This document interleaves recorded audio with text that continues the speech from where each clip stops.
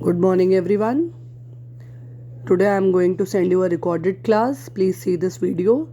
Later I'll send some notes of the topic which I have taught yesterday. Applications of conservation of momentum. That too you may write in your notebook, and today's work also. And after that I'll send two numericals. Solve them and send me the answers. Right. So the topic, I hope you remember, we derived a relation between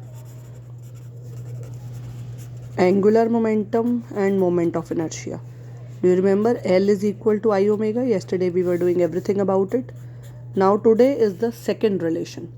Today I am going to derive a relation between kinetic energy and moment of inertia. I, is moment of inertia, and let me derive this relation. Come children.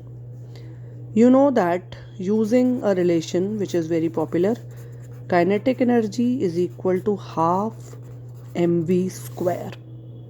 Now we know in rotational dynamics we don't have one mass, we have many number of particles in a body which are distant from center of mass. So how do I write for all the particles? For all particles in the body, children, I write this as kinetic energy is equal to summation half mi vi square. You agree with me children? If there are so many particles here, say m1, m2, m3, at a distance, if you remember, r1, r2, r3 from center of mass. So for all the particles I write kinetic energy is equal to summation half mi vi square. Now children, half will not be used in this summation. Then I have mi, and in place of v, for rotational dynamics, v is equal to omega r children. Right. Omega is independent of I told you yesterday also. All the particles are rotating with same angular speed. So this is omega, this is ri. So kinetic energy will come out to be half out summation mi ri square into omega. Omega is also independent of summation children. So it comes out to be kinetic energy is equal to half omega summation mi ri square. Summation वही लिखते हैं बेटा, I equal to 1 to n, सब में लिख लेना. And now summation mi ri square, where I varies from 1 to n. You remember children what is this? Yes, moment of inertia. So kinetic energy comes out to be half I, children, I think it was omega square. So it comes out to be half I omega square, where I, moment of inertia, is summation mi ri square, where I varies from 1 to n. So the expression of kinetic energy comes out to be half I omega square. Pehle to let me finish with this. Children, if I bring it this side, twice kinetic energy is equal to I omega square. If omega becomes 1 radian per second, then twice kinetic energy is equal to I.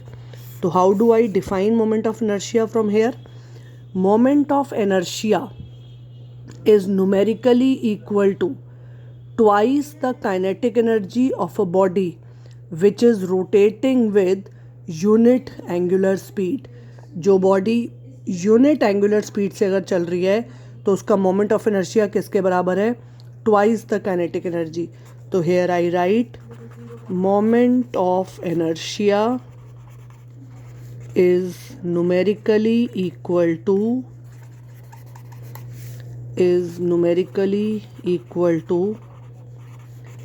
twice the kinetic energy of a body rotating with unit angular speed. चलिए, right children. तो ये एक formula और आ गया. अच्छा, इसे भी ज़रा एनालॉजी से समझो. अगर एनालॉजी की बात करूँ तो आपको याद है वैसे काइनेटिक एनर्जी क्या है? Half mv square. Linear motion में जो जगह मास की, रोटेशनल मोशन में वही जगह किसकी बेटा? मोमेंट ऑफ इनर्शिया की. जो लीनियर मोशन में वेलोसिटी की, वही जगह रोटेशनल डायनेमिक्स में किसकी? ओमेगा की. तो एनालॉजी से अगर दिखाऊं तुम्हें तो भी तुम्हें पता है ये क्या आना चाहिए था, हाफ m की जगह i और v की जगह ओमेगा। देखो यही रिलेशन आ गया है।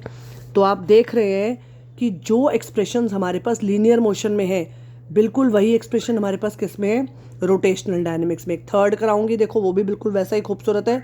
After that you can make a table and send it to me कि कैसे कैसे क्वांटिटीज यूज होती हैं। Third is children now relation between torque and moment of inertia. See this with me, relation between torque and moment of inertia। देखिए ज़रा मेरे साथ, आओ यूजिंग, आपको मैंने कल कराया था tau is equal to D L by D T, I make it 1। Also we know, कल डिराइव किया था L is equal to I omega, हज़ारों मैंने आपको इसकी एप्लीकेशंस भी कराई, I make it 2। Now you may put 2 in 1. Children, if I substitute 2 in 1, I'll get tau is equal to d by dt और L क्या है, I omega, I moment of inertia independent of time बाहर, d omega by D T. Omega क्या होती है, angular velocity. अगर ये angular velocity है तो rate of change of angular velocity क्या हो जाएगा, एंगुलर एक्सेलरेशन। तो टॉर्क हो गया I alpha, where alpha is called angular acceleration.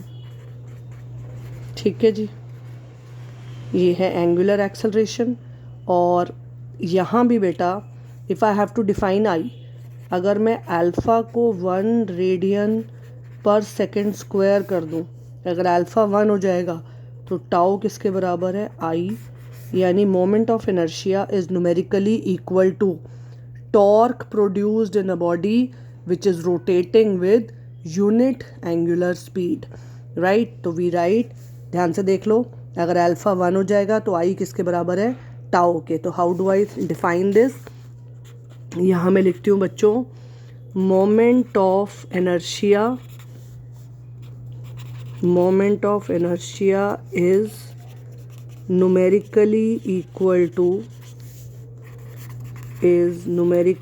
equal to torque produced in a body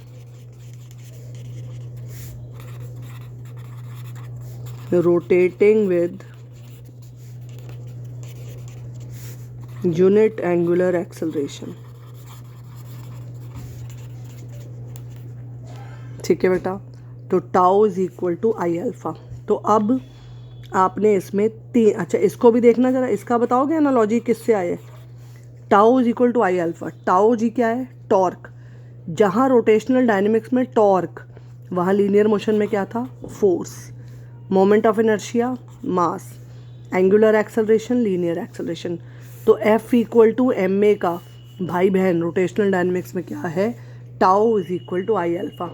तो आपने देखा बेटा हर फॉर्मूला, हर एक्सप्रेशन जो लीनियर मोशन में है उसके पैरेलल कुछ ना कुछ आपके पास रोटेशनल डायनेमिक्स में है।